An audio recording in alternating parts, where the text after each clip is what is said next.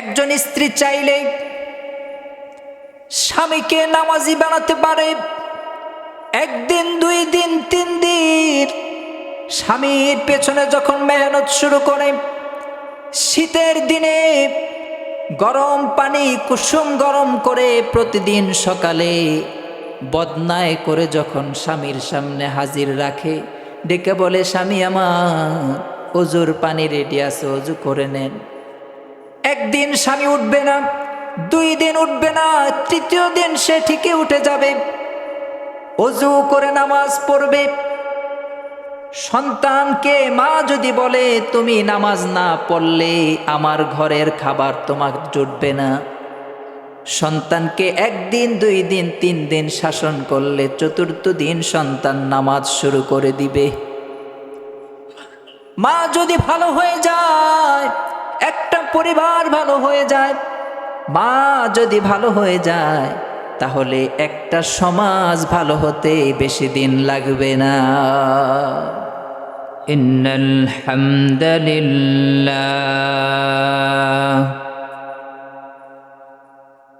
ইন্নাল হামদালিল্লাহি নাহমাদুহু ওয়া নাস্তাঈনুহু ওয়া নাস্তাগফিরুহু ونؤمن به ونتوكل عليه ونعوذ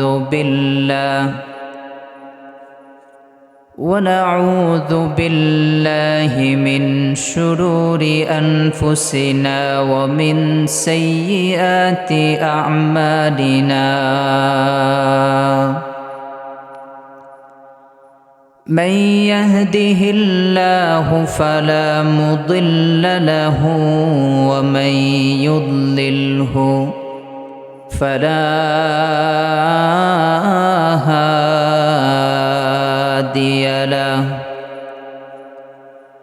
ونشهد أن لا إله إلا الله وحده لا شريك له.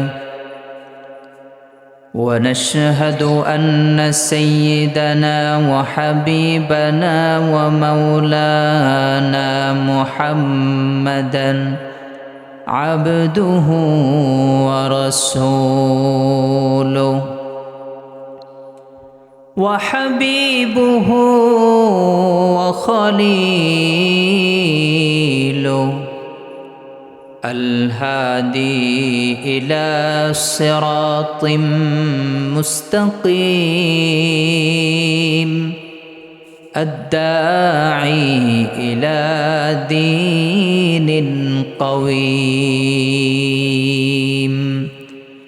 صلوات الله وسلامه عليه وعلى سائر الصالحين. أما بعد، فأعوذ بالله من الشيطان الرجيم. بسم الله الرحمن الرحيم. قل هل يستوي الذين يعلمون والذين لا يعلمون. وقال النبي عليه الصلاة والسلام: طلب العلم فريضة على كل مسلم. صدق الله مولانا العظيم وصدق رسوله النبي الكريم. ونحن على ذلك من الشاهدين والشاكرين، والحمد لله رب العالمين. محبت الشتى درود إبراهيم پوری. اللهم صل على محمد وعلى آل محمد كما صليت على إبراهيم وعلى آل إبراهيم إنك حميد مجيد اللهم بارك على محمد وعلى آل محمد كما باركت على إبراهيم وعلى آل إبراهيم إنك حميد مجيد بلغ العلا بكماله كشف الدجى بجماله حسنت جميع خصاله صلوا عليه होना ये फूल तो बुलबुल का तरन्नुम भी न हो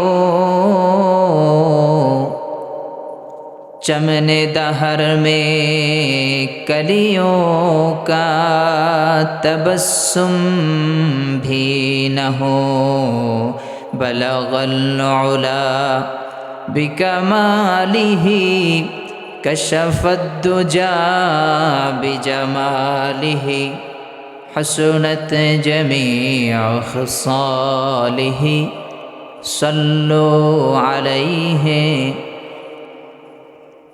সাউন্ড একটু বাড়াই দেন এটা একটু দিয়ে ঘুরাই দেওয়া যায় কিনা দেখি সাউন্ড বক্সটা একটু দিকে স্টেজ আওয়াজ আসে না কেন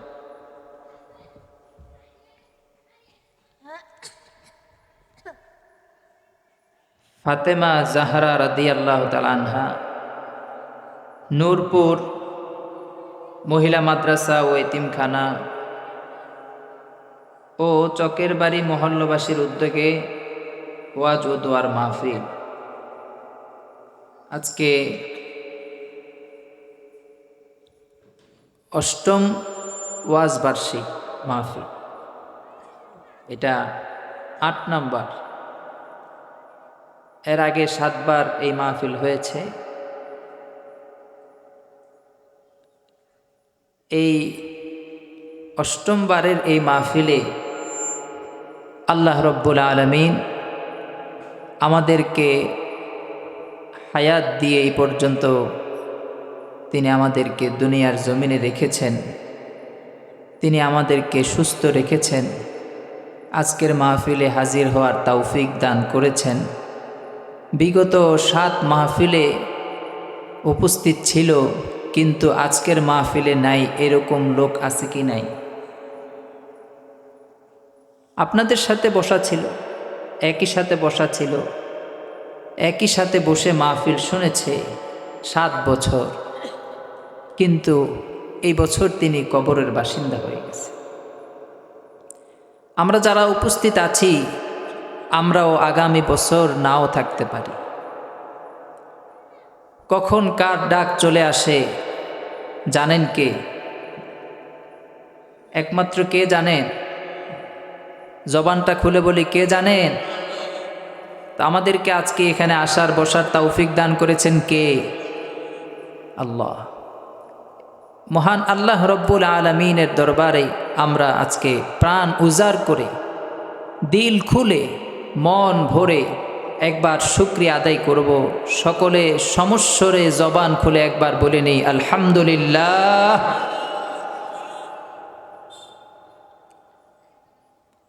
আল্লাহ রব্বুল আলামিন আমাদেরকে অতি মায়া করে অতি যত্ন করে অতি আদর করে সৃষ্টি করেছে এত যত্ন করে আল্লাহ আমাদেরকে সৃষ্টি করেছেন আমাদের চেয়ে সুন্দর কোনো সৃষ্টি আল্লাহ সৃষ্টি করেন নাই সুবহানাল্লাহ আল্লাহর সৃষ্টির মধ্যে সবচেয়ে সুন্দর কে? মানুষ। সবচেয়ে সুন্দর সৃষ্টি কি? আমরা মনে করি, প্রশ্ন আসে যে হুজুর কত সুন্দর সুন্দর প্রাণী আছে আর আপনি বলতেছেন সবচেয়ে সুন্দর আমরা। হরিণ দেখতে এত সুন্দর, খরগোশ দেখতে এত সুন্দর, কবুতর দেখতে এত সুন্দর, ময়ূর দেখতে এত সুন্দর, আর আপনি বলতেছেন যে আল্লাহর সৃষ্টির সবচেয়ে সুন্দর সৃষ্টি মানুষ। এটা কি আমার কথা না আল্লাহর কথা? চিন্তা করে দেখেন তো, মানুষের চেহারার জায়গায় যদি হরিণের চেহারা ফিট করা হয়, সুন্দর লাগবে না অসুন্দর লাগবে? অসুন্দর লাগবে। আপনার গলাটা সরায়া আপনার মাথার জায়গায় যদি খরগোশের চেহারা ফিট করি, সুন্দর লাগবে না অসুন্দর লাগবে? অসুন্দর লাগবে। কারণ মানুষের চাইতে সুন্দর কোনো চেহারা আল্লাহ তৈরি করেন। সবচেয়ে সুন্দর আকৃতি দিয়ে আল্লাহ মানুষকে তৈরি করেছে। সুবহান আল্লাহ নিজে বলছেন, লাকাদ খালাকানাল ইনসানা ফি আহসানি তাকওয়িম। সবচেয়ে সুন্দর করে বান্দা আমি তোমাকে সৃষ্টি করেছি। আল্লাহ আমাদেরকে অতি যত্ন করে, মায়া করে, ভালোবেসে আমাদেরকে সৃষ্টি করেছে। কেন সৃষ্টি করেছেন? আল্লাহ বলেন, আমি মানুষকে সৃষ্টি করেছি শুধুমাত্র আমার ইবাদত করার জন্য। সুবহান। আল্লাহ পাক বলছেন, ওয়ামা খালাকাতুল জিন্না ওয়াল ইনসা ইল্লা লিয়াবুদুন। মানুষ আর জিনকে আমি শুধু আমার ইবাদতের জন্য সৃষ্টি করেছি। আপনাদের মনোযোগ আছে তো? সবাই এদিকে তাকায়, এদিকে তাকায়। বাচ্চারা দুষ্টুমি করবা না। হ্যাঁ, বসো। হ্যাঁ, সামনের দিকে একটু আগায় আসি, একটু আগায় আসি। পিছনের দিকে খেয়াল না করে সামনের দিকে তাকায় থাকে। অল্প সময় কথা হবে, মনোযোগের সাথে শুনবো। আমরা বলি ইনশাআল্লাহ।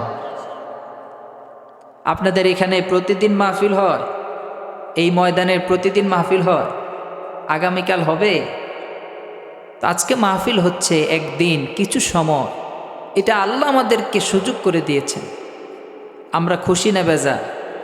আমরা একটু মনোযোগের সাথে কোরআন হাদিস থেকে কিছু কথা হবে, আমরা শুনবো। আমরা বলি ইনশাআল্লাহ। আল্লাহ মানুষকে, জিনকে শুধুমাত্র তার ইবাদতের জন্য তৈরি করেছে। প্রশ্ন আসে, শুধুই যদি ইবাদত করা আমাদের কাজ হয়, তাহলে আমি ঘুমাবো কখন, খাবো কখন, ব্যবসা বাণিজ্য চাকরি বাকরি করব কখন, ঘর সংসার করব কখন? আল্লাহ বলেছেন শুধু ইবাদতের জন্য তৈরি করেছেন, তাহলে অন্যান্য কাজ কখন করব? প্রশ্ন আসে কি আসে না? হ্যাঁ, নবীজি বলেছেন, হ্যাঁ আল্লাহ শুধু ইবাদতের জন্যই তৈরি করেছেন। তবে তুমি তোমার দৈনন্দিন সারাদিনের যে কাজ আছে, প্রত্যেকটা কাজ যদি নবীর তরিকা অনুযায়ী করো, আল্লাহর হুকুম মতো করো, তাহলে তোমার সমস্ত দৈনন্দিনের কাজগুলো আল্লাহ ইবাদত হিসেবে লিখে নেবেন। ঘুমটা যদি তোমার নবীর তরিকা মতো হয়ে যায়, বান্দা তুমি ঘুমিয়ে থাকবে 1 ঘন্টা, 2 ঘন্টা, 4 ঘন্টা, 5 ঘন্টা তুমি ঘুমালে, তুমি যদি নবীর তরিকা অনুযায়ী দোয়া পড়ে ডান কাত হয়ে তুমি ঘুমিয়ে থাকো, তোমার পুরা ঘুম আল্লাহর দরবারে ইবাদত হয়ে যাবে। নামাজগুলো ঠিক রেখে আল্লাহ পাকের হুকুম মতো হালাল তরিকায় যদি তুমি ব্যবসা করো, হালাল তরিকায় তুমি যদি চাকরি করো, তুমি যদি নবীর দেখানো পথ অনুযায়ী, তরিকা অনুযায়ী তোমার ব্যবসা বাণিজ্য, চাকরি বাকরি, ক্ষেত খামারের কাজ করো, তুমি আল্লাহর হুকুম রক্ষা করার জন্যে আল্লাহ বলেছেন রিজিক তালাশ করো, রিজিক অন্বেষণ করো, পরিবারের ভরণ পোষণের ব্যবস্থা করো। আল্লাহর এই হুকুম রক্ষা করতে গিয়ে তুমি যেই হালাল ইনকাম করবে, সর্বক্ষণ তোমার নামে আল্লাহ ইবাদত লিখতে থাকবে। খেতে কাজ করতেছি, আমার নামে ইবাদত লেখা হচ্ছে। ব্যবসা করতেছি, আমার নামে ইবাদত লেখা হচ্ছে। চাকরি করতেছি, আমার নামে ইবাদত লেখা হচ্ছে, সওয়াব লেখা হচ্ছে। কারণ আমার নিয়ত ঠিক। আমি নিয়ত করেছি যে আমার আল্লাহ আমাকে আমার পরিবারের ভরণ পোষণের দায়িত্ব দিয়েছেন। আল্লাহর হুকুম রক্ষার্থে আমি হালাল উপায়ে মানুষকে না ঠকিয়ে আমি ব্যবসা করছি। যখন আমি এই নিয়তে ব্যবসা করব, ব্যবসা করতে থাকবো, আল্লাহ আমার নামে নেক লিখতে থাকবে। চাকরি করতে থাকবো, আল্লাহ আমার নামে নেক লিখতে থাকবে। এজন্যই আল্লাহ বলেছেন যে শুধু ইবাদতের জন্য তৈরি করেছি।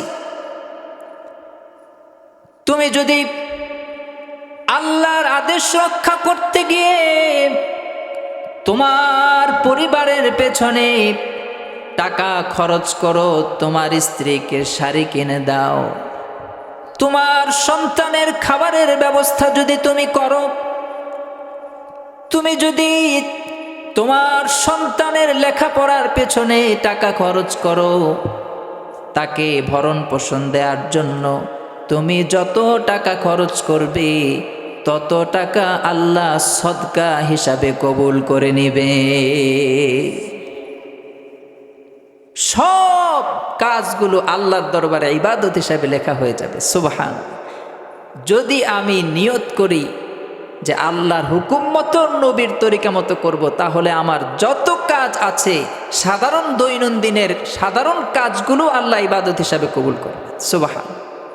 আমার ঘুম ইবাদত, আমার খাওয়া ইবাদত, এমনকি আমার পেশাব পায়খানা পর্যন্ত ইবাদত হিসাবে গণ্য হবে যদি নবীর তরিকা অনুযায়ী হয়। সমস্ত কাজকে ইবাদত বানাইতে হবে, নিয়তটা ঠিক করতে হবে নবীর তরিকা মতো, আল্লাহর হুকুম মতো, তাহলে আমার সমস্ত কাজগুলো ইবাদত হয়ে যাবে।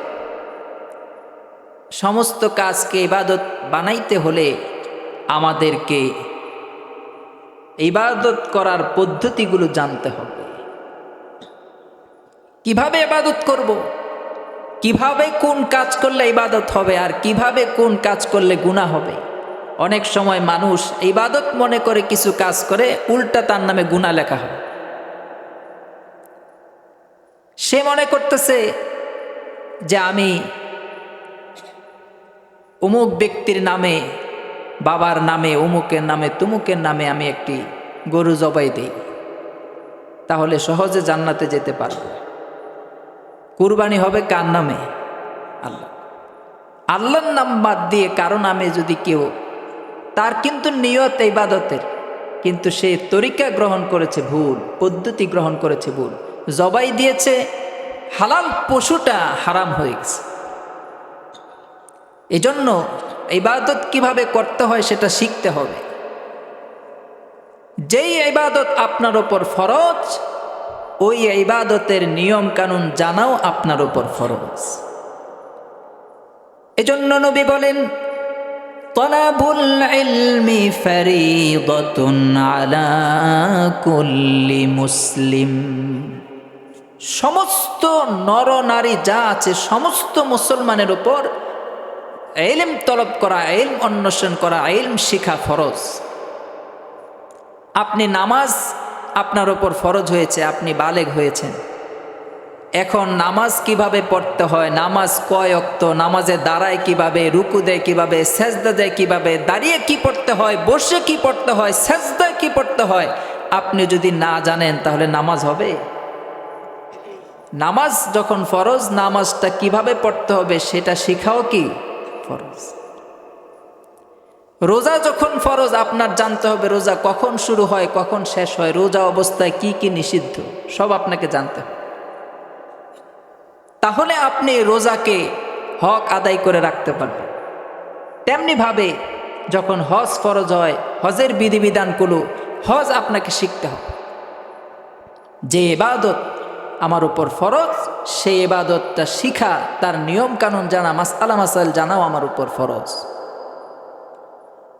এজন্য আমাদেরকে দ্বীনি ইলম শিখতে হবে। এখন কি দ্বীনি ইলম শুধু পুরুষরা শিখবে নাকি নারীরাও শিখবে? নবীজি বলেছেন তলাবুল ইলমি ফারিদাতুন আলা কুল্লি মুসলিম, সমস্ত মুসলমান অর্থাৎ নরনারী সবার উপর ফরজ। নবী কি শুধু পুরুষদের উপর ফরজ বলেছেন নাকি নারীদের উপরও ফরজ বলেছেন? সবার, নারী পুরুষ সবার উপর ফরজ।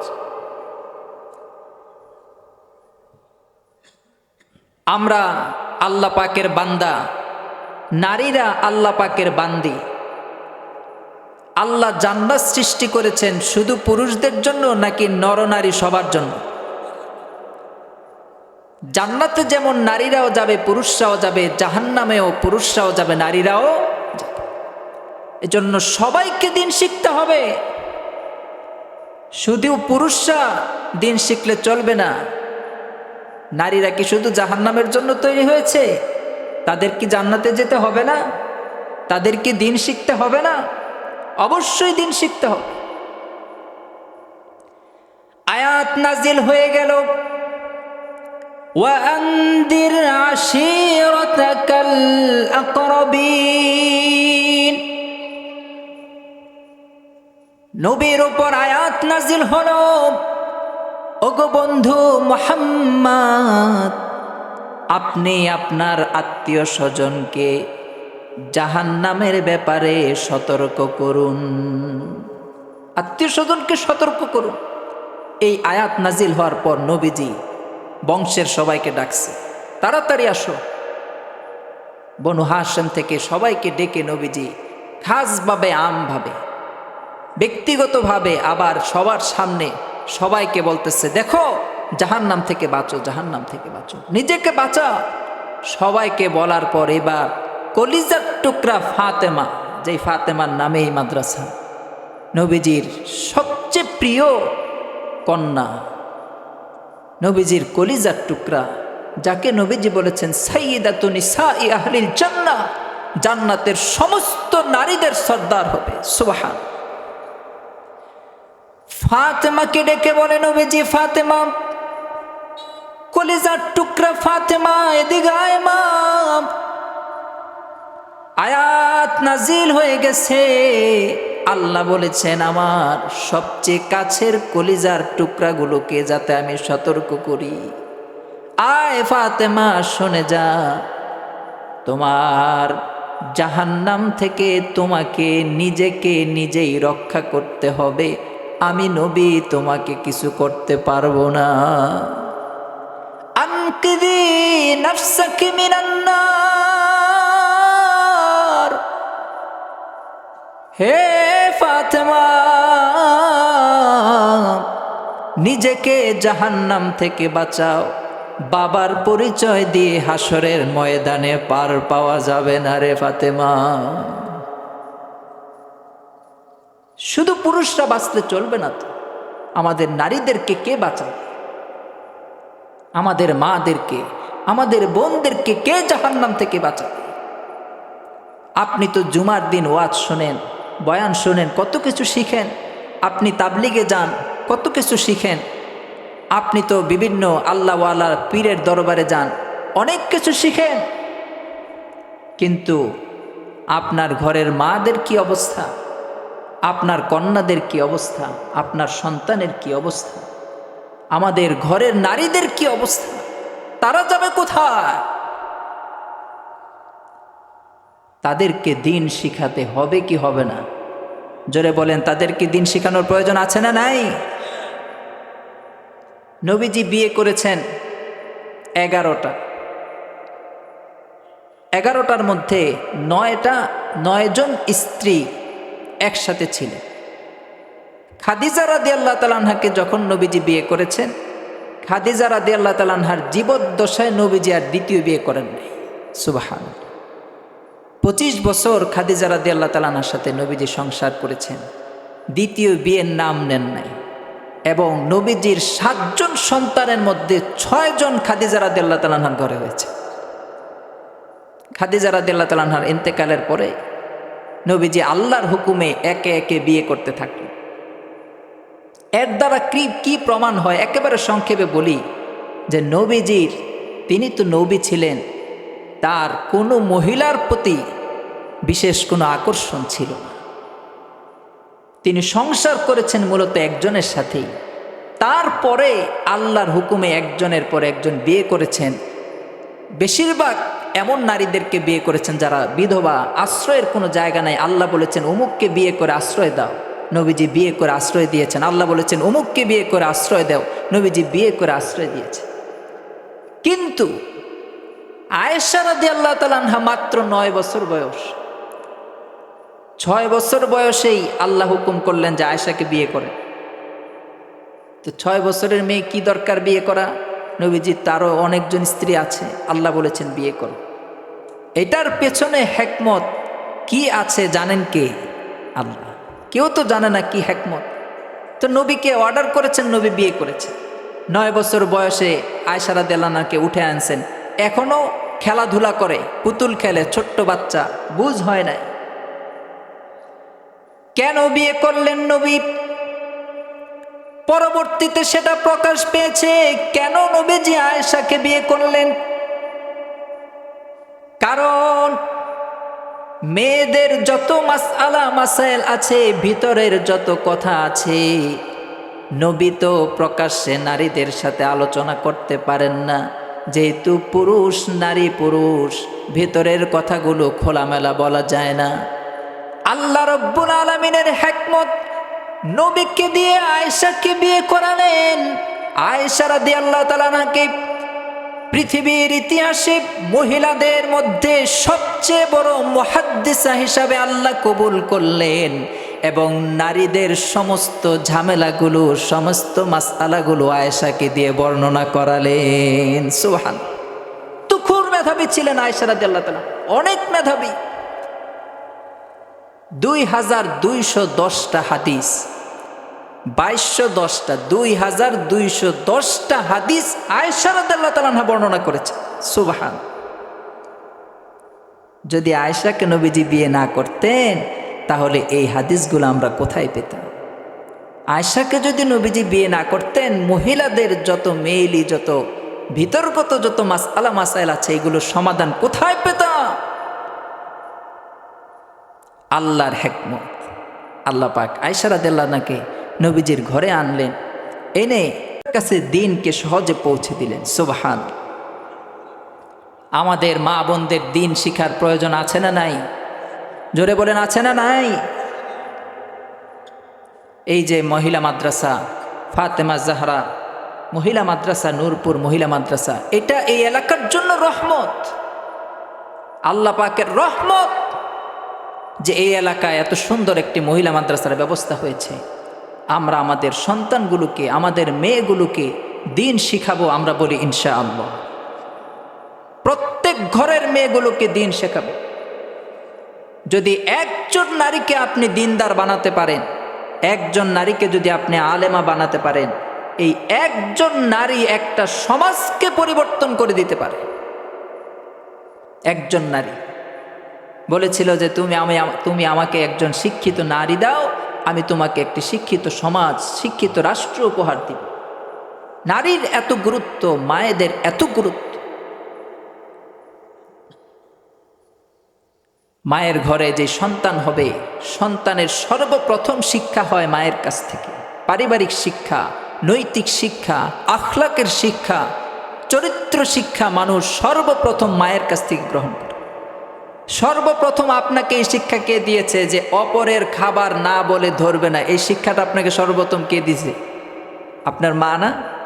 সর্বপ্রথম এই শিক্ষাটা আমাদেরকে কে দিয়েছেন? মা।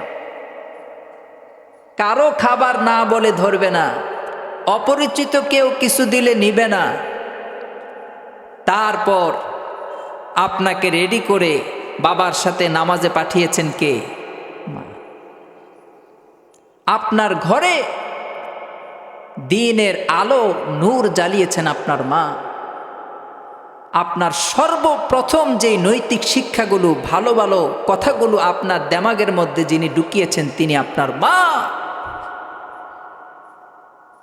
এজন্য মায়েরা যখন সমাজে ঠিক হয়ে যাবে, এই সমাজ ঠিক হতে আর সময় লাগবে না। একজন স্ত্রী চাইলে স্বামীকে নামাজি বানাতে পারে।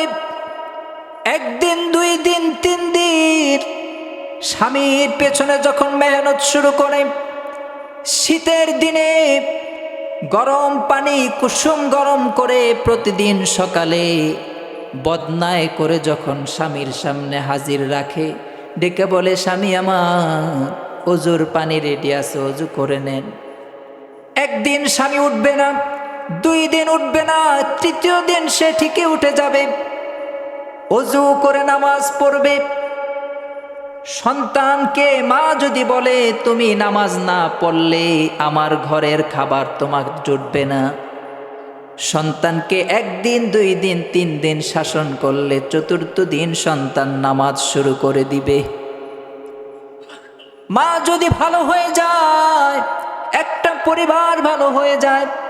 মা যদি ভালো হয়ে যায়, তাহলে একটা সমাজ ভালো হতে বেশি দিন লাগবে না।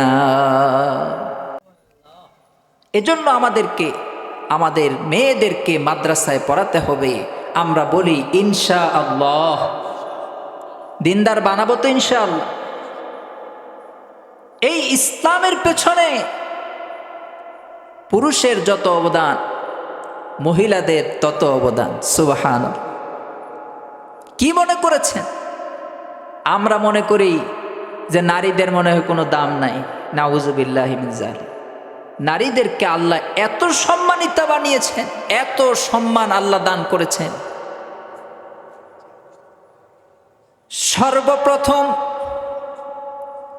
সর্বপ্রথম যখন কোরআন নাজিল হবে,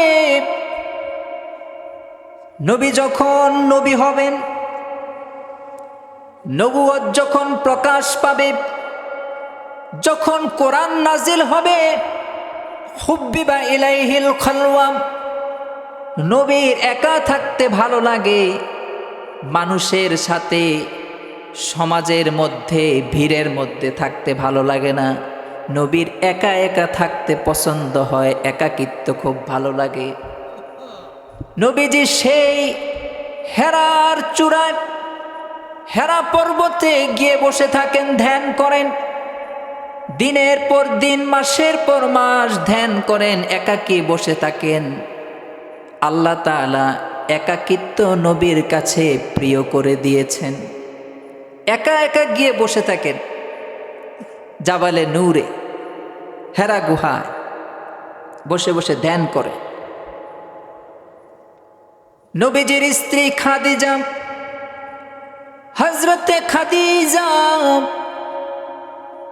নবী সেখানে ধ্যান করেন প্রতিদিন বাটিতে খাবার নিয়ে সুন্দর করে গরম খাবার বাটিতে রেডি করে প্রতিদিন সেই পাহাড়ের চূড়ায় গিয়ে পৌঁছে দেয়। একজন যুবক যেই পাহাড়ে উঠতে 1.5 ঘন্টা সময় লাগে প্রতিদিন। খাদিজা রাদিয়াল্লাহু তাআলা আনহা এমনকি গর্ভ অবস্থায়ও, সন্তান পেটে, ওই অবস্থায়ও তিনি নবীকে এত ভালোবাসতেন। খাদিজা নবীর জন্য খাবার রেডি করে প্রতিদিন সেখানে পৌঁছে দিতে। সুবহানাল্লাহ। ইসলামের জন্য নারীদের কি ত্যাগ শোনেন, নারীদের কি অবদান ইসলামের পেছনে শোনেন। আমরা তো মনে করি শুধু পুরুষদের মাধ্যমেই হয়তো ইসলাম দুনিয়াতে আসছে, না।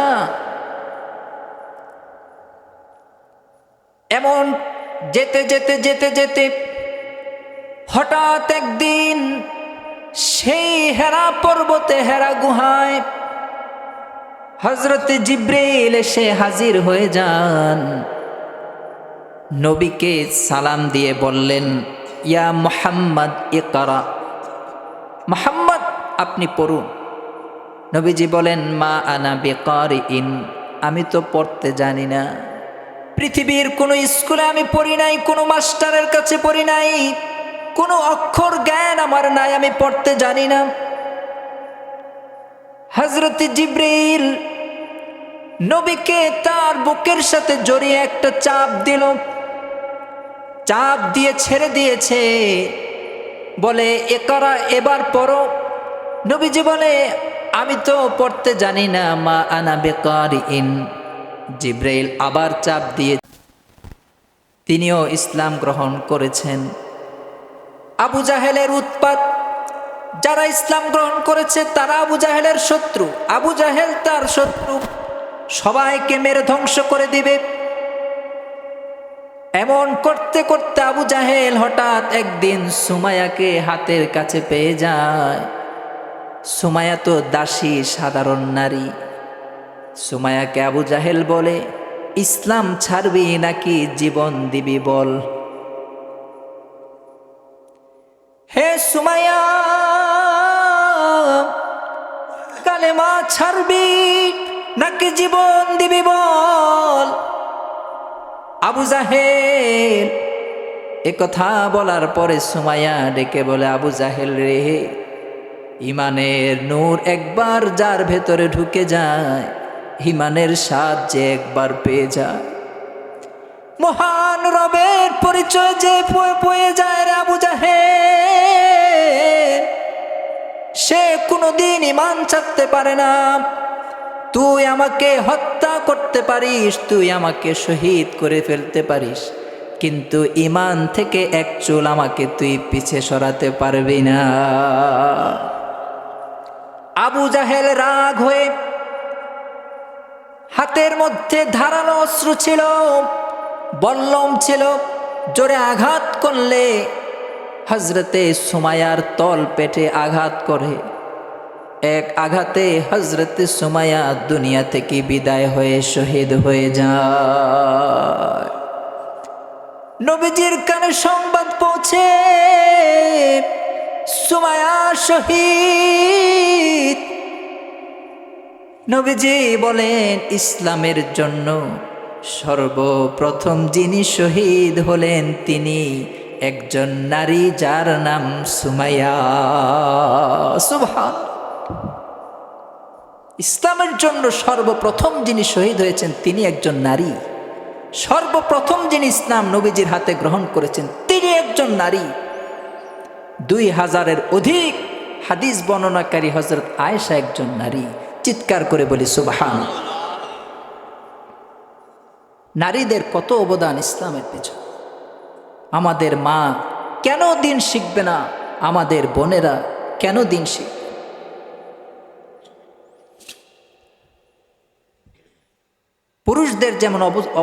পুরুষদের যেমন অবদান আছে, নারীদেরও অবদান আছে, অনেক বেশি অবদান আছে ইসলামের পেছনে, অনেক বেশি।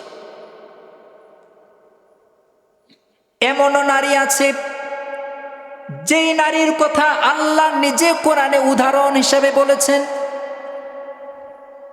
এমন নারী আছে যেই নারীর উদাহরণ আল্লাহ নিজে দিয়েছেন। সংক্ষেপে 2 নারীর ঘটনা আপনাদেরকে শোনাই, একেবারে সংক্ষেপে 2 নারীর ঘটনা। ফেরাউন যখন তার রাজত্ব কায়েম করেছে, নিজেকে রব হিসাবে দাবি করে, মুসা আলাইহিস সালাম, অনেক লম্বা ঘটনা সংক্ষেপে বলি, মুসা আলাইহিস সালাম ফেরাউনকে বলল, ফেরাউন তুমি ইসলাম গ্রহণ করো, তুমি রবকে রব হিসাবে স্বীকার করো। ফেরাউন বলল, তুমি সত্য না আমি সত্য, চ্যালেঞ্জ হয়ে যাক, চলো দেখি তোমার কত ক্ষমতা আমার কত ক্ষমতা। মুসা নবী বললেন, তাহলে কি করা যায়? ফেরাউন বলল, একটি দিন ঠিক করো, একটি জায়গা ঠিক করো, অমুক জায়গায় তুমি তোমার ক্ষমতা প্রদর্শন করবে, আমি আমার ক্ষমতা প্রদর্শন করব। ইয়াউমুজ জিনা, একদিন, অর্থাৎ আনন্দের দিন, উল্লাসের দিন, যেদিন তাদের মেলা হয়, ওই দিন সবাইকে ফেরাউন জমা করল। সকালবেলা ভোরে সবাইকে জমা করা হয়েছে। জমা করার পর ফেরাউন তার যত জাদুকর আছে সব উপস্থিত করেছে।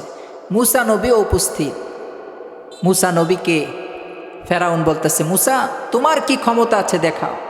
মুসা নবী বললেন যে না, আপনার জাদুকরদের কি ক্ষমতা আছে দেখাতে বলে। জাদুকররা খালি মাঠে তাদের জাদু দেখালো। তারা তাদের হাতের যেই লাঠি ছিল, রশি ছিল, এগুলো জমিনে ছাড়ার পর বিরাট বড় বড় সাপ হয়ে দৌড়াতে শুরু করল। মুসা নবী একটু একটু ভয় পেলেন। ফাউজাসা ফি নাফসিহি খিফাতাম মূসা, ভেতরে ভেতরে মুসা নবী ভয় পেলেন। কিসের ভয়? মুসা নবীর হাতে তো রয়েছে আল্লাহ প্রদত্ত মুজিজা, ভয় তো পাওয়ার কথা না, তারপরেও ভয় পেলেন। এজন্য ভয় পেয়েছেন, মানুষ যেগুলো দেখাচ্ছে জাদুকররা, এগুলো তো জাদু, আমার হাতে যেটা আছে এটা তো মুজিজা। সাধারণ মানুষ যদি জাদুকে আর মুজিজাকে এক মনে করে, তাহলে কারো তো ঈমান নসিব হবে না। এই ভয়টা পেলেন। না জানি আমার মুজিজাকেও মানুষ আবার জাদু মনে করে। আল্লাহ পাক বললেন, লা তাখাফ ইন্নাকা আনতাল আলা, বিজয় আপনি হবেন, ভয়ের কোনো কারণ নাই।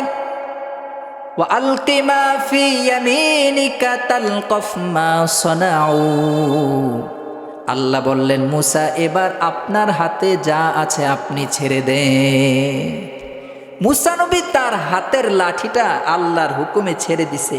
ছেড়ে দেওয়ার পর এমন বড় এক অজগর সাপ হয়েছে, এক সাপের এক লোকমায় পুরা মাঠের যত জাদু ছিল সব গিলে ফেলেছে। সব গিলে ফেলার পর ওয়া উলকিয়াস সাহারাতু সাজিদিন,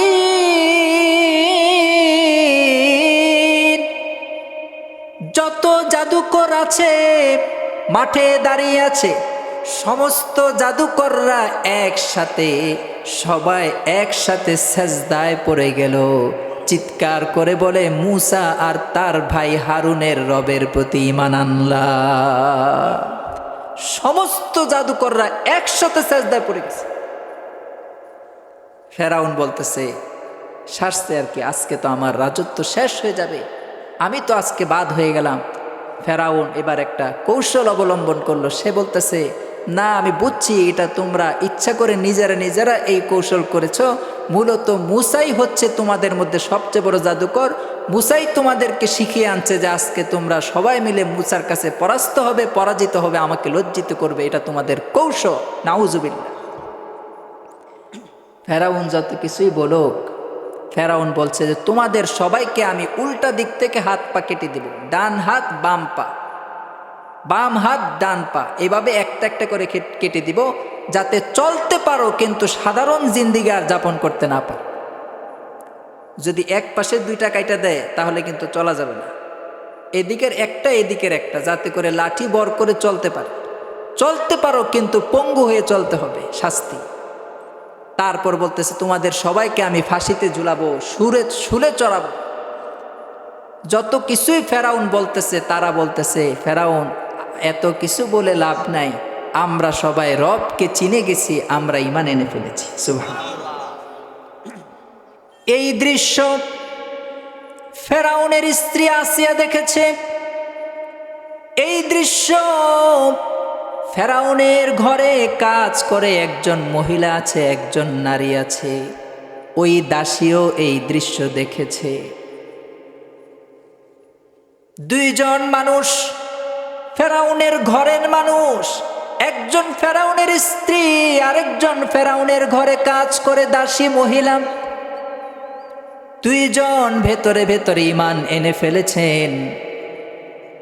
ফেরাউনের মেয়ের চুল আঁচড়ায় একজন দাসী, চুল আঁচড়াতে গিয়ে হঠাৎ করে চিরুনিটা হাত থেকে পড়ে যায়।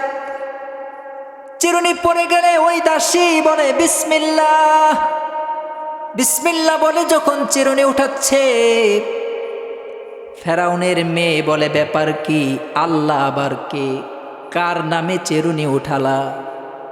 দাসী বলে শোনো, আল্লাহকে, আল্লাহ হচ্ছে রব্বি ওয়া রব্বুকি ওয়া রব্বু আবিকি, আল্লাহ হচ্ছেন আমার রব, তোমার রব, তোমার বাপ ফেরাউনেরও যিনি রব।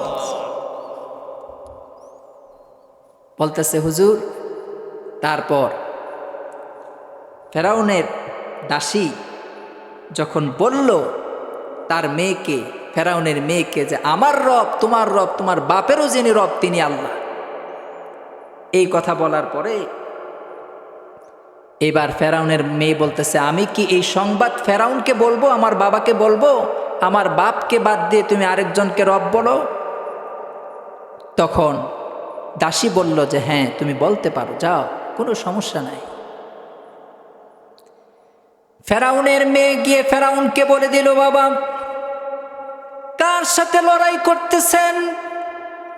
কোথায় মূসা? মূসার সাথে আপনার যুদ্ধ, এত দূরে যুদ্ধ করে লাভ নাই, ঘরের খবর আসেনি, আপনার ঘরের দাসী তো ইসলাম গ্রহণ করে ফেলেছে। ফেরাউন বলতেছে ঠিক আছে, দাসীকে আমার সামনে আনো, এমন শাস্তি দিব যাতে করে আর কেউ আমাকে বাদ দিয়ে অন্য কাউকে রব বলার সাহস না করে। দাসীকে ডেকে আনা হলো।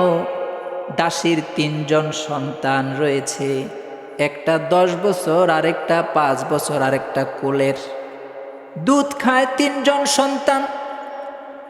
ফেরাউন বলল, দাসী এখনো সুযোগ আছে, ইসলাম ছেড়ে আমাকে রব হিসাবে মেনে নে। দাসী বলে, জীবন দিব, ইমান ছাড়ব না রে ফেরাউন। তারপর ফেরাউন অর্ডার করলো, বিরাট বড় পাতিল আনো, তেল দাও, তেল গরম করো, তেল গরম করো, টকবক করতেছে তেল।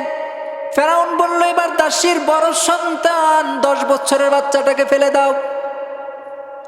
মায়ের চোখের সামনে কলিজার টুকরা সন্তানকে টেনে টেনে যখন নিয়ে যাওয়া হচ্ছে, সন্তান চিৎকার করে মাকে ডাকতেছে, মা তুমি আমাকে বাঁচাও, তুমি আমাকে বাঁচাও।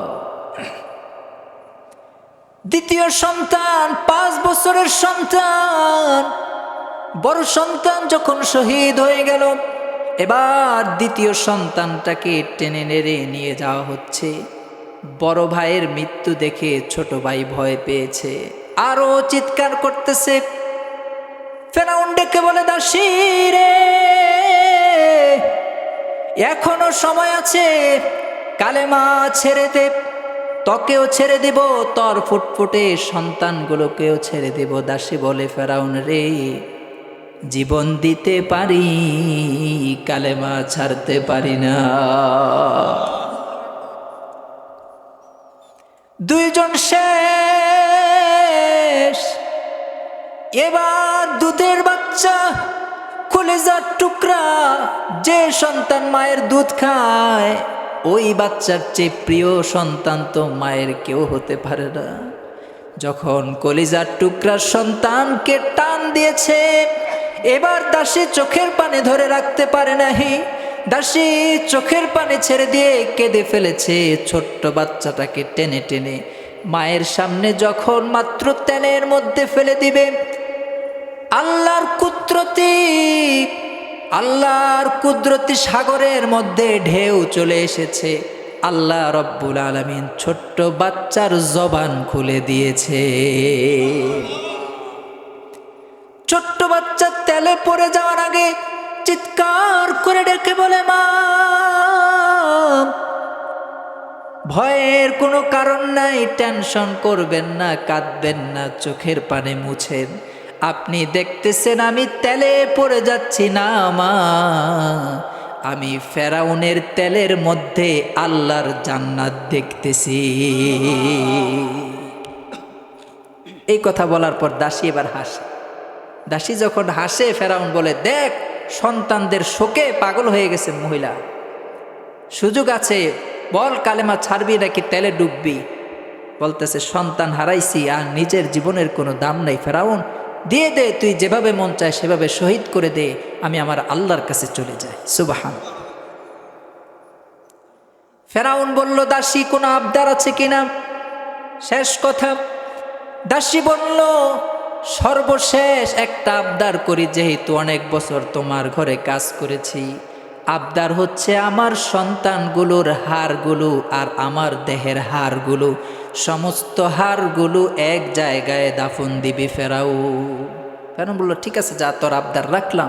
মারা যাওয়ার পর সবাইকে এক জায়গায় দাফন দিয়েছে। হাদিসের মধ্যে আসছে, আব্দুল্লাহ ইবনে আব্বাস রাদিয়াল্লাহু তাআলা আনহু থেকে বর্ণিত, নবীজি যখন মেরাজে যাচ্ছিলেন, পথিমধ্যে নবীজি জিব্রাইলকে বললেন, জিব্রাইল এই জায়গাটা কোন জায়গা?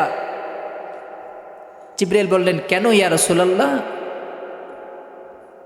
নবীজি বলতেছে, জিব্রাইল, আমি দুনিয়ার মধ্যে এই জায়গায় জান্নাতি ঘ্রাণ পাচ্ছি। সুবহানাল্লাহ।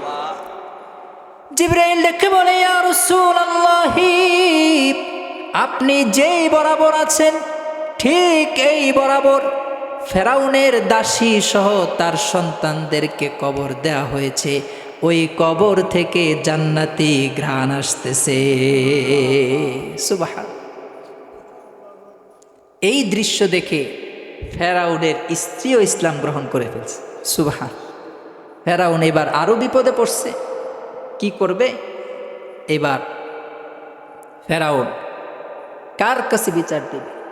দুঃখ কারে বলবে? ঘরের স্ত্রী চলে গেছে আরেক লাইনে, শাশুড়ির কাছে বিচার দিছে, শাশুড়ি অনেক বুঝিয়েছে, কিন্তু আসিয়া তো কারো বুঝ গ্রহণ করে না।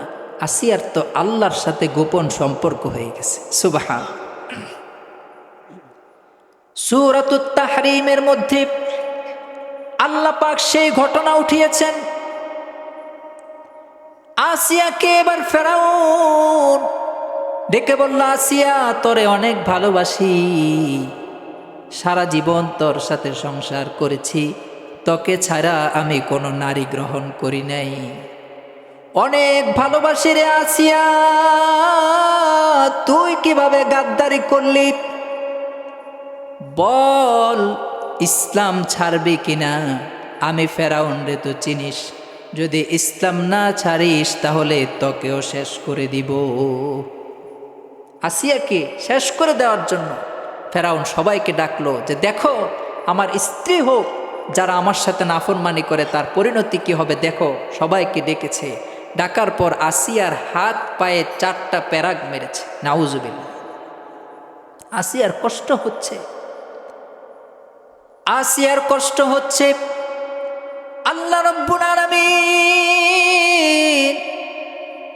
জিব্রাইলকে ডেকে বলে, জিব্রাইল, ওই যে দেখো রাজপ্রাসাদ ছেড়ে দিয়ে সমস্ত সুবিধা ছেড়ে দিয়ে জীবন দিয়ে দিচ্ছে আমার ভালোবাসায়, ওই যে দেখো আসিয়ার কষ্ট হচ্ছে। জিব্রাইল, যাও যাও, জিজ্ঞেস করো আসিয়া আমার কাছে কি চায়, আসিয়া আমার কাছে কি চায়, জিজ্ঞেস করো, যাও। হযরত জিব্রাইল ডেকে বলেন, আপনার কি চাওয়ার আছে? রব আমাকে পাঠিয়েছেন। ওই কথা আল্লাহ কোরআনে উল্লেখ করেছেন।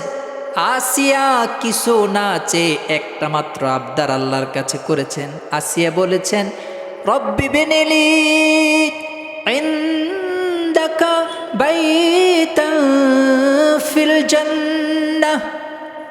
ওগো আল্লাহর ফেরেশতা, দুনিয়ার কোনো কিছু আমার কাছে আমার চাওয়ার নাই, একটা মাত্র আবদার, একটা মাত্র চাওয়া, আমি আসিয়া চাই আল্লাহ জান্নাতে আমাকে এমন একটি ঘর বানিয়ে দিবেন যে ঘরে বসে বসে আমি আল্লাহকে দেখতে পারবো। সুবহান। যেই ঘরে বসে বসে আমি আল্লাহকে দেখতে পারবো, আমি জান্নাতে একটি ঘর চাই, আল্লাহ যাতে জান্নাতে আমার জন্য একটা ঘর বানায় দেন। চিৎকার করে বলি সুবহানাল্লাহ। নারীরা ইসলামের জন্য এমন ত্যাগ করেছে, নারীরা ইমানের উপর এমন অটল অবিচল ছিলেন। তাদের ইমান কেমন ছিল, তারা কেমন নারী?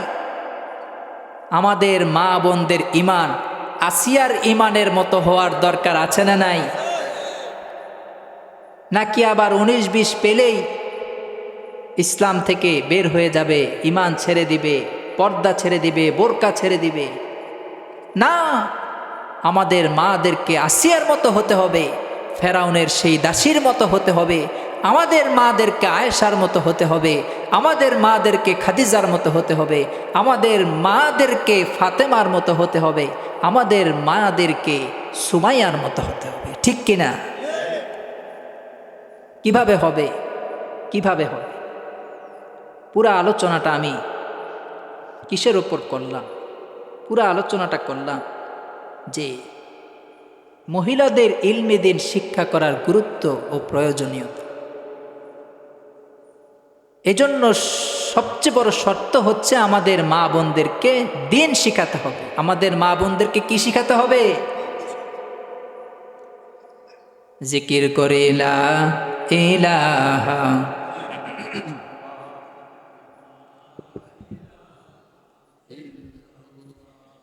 লা ইলাহা লা ইলাহা ইল্লাল্লাহু মুহাম্মাদুর রাসূলুল্লাহ।